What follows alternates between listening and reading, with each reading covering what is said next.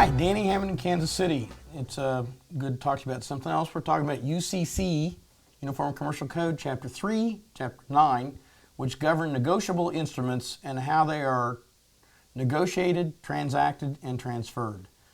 We're not going to talk about a particular Uniform Commercial Code because the reason we're talking about Uniform Commercial Code is because that's a central set of rules and laws that everybody uses in the country, and therefore they're simple, they're old, judges understand them, lawyers understand them, and I'm going to diverge from that and go to a case, or an actual case citation. This is one of my favorites.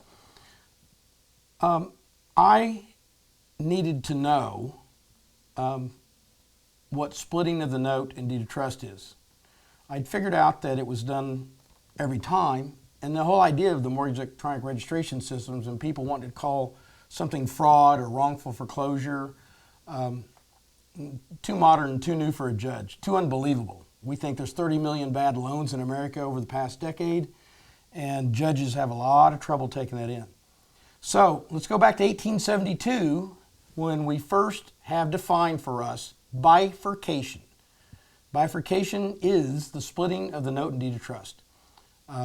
If your lender, and I still would look for the word, but if your lender is trying to foreclose on you by saying they have the right to under the deed of trust, your first question is, do you have the note that goes with that deed of trust? Both documents, always both documents. In Missouri, until the 60s or 70s, it was one document. It was the note and the mortgage being the same meaning as deed of trust. Carpenter versus Lonigan says this, that the note is essential, and the note is the superior instrument. The deed of trust is incidental to the deal. You could have put 600 bicycles as collateral up for the same amount of money. You borrowed $150,000, you didn't have to put up your house, you could have put up 600 bicycles or any other stupid thing you can think of. So a man named Carpenter loaned $493 to buy a farm to a couple called Lonigan.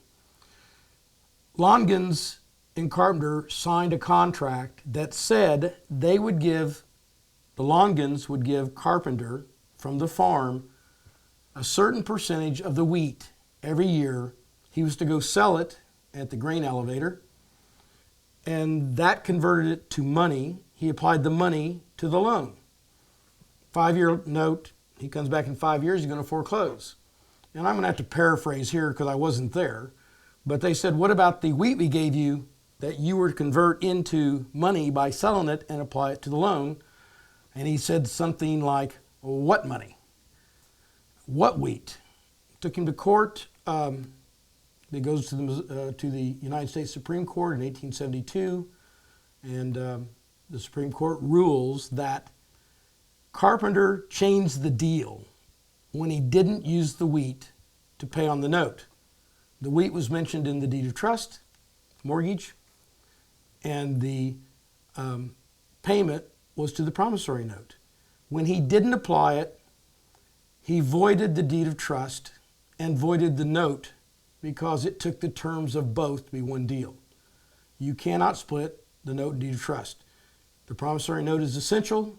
So the saying is, the security instrument, mortgage, deed of trust, wherever your house is on, that instrument follows the note because the note is the debt. If in fact, which is true in your loan, my loan, Phil's loan back there, everyone's loan is the same.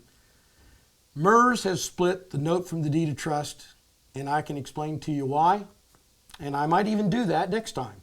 Carpenter versus Lonigan, U.S. Supreme Court, 1872, wheat is currency.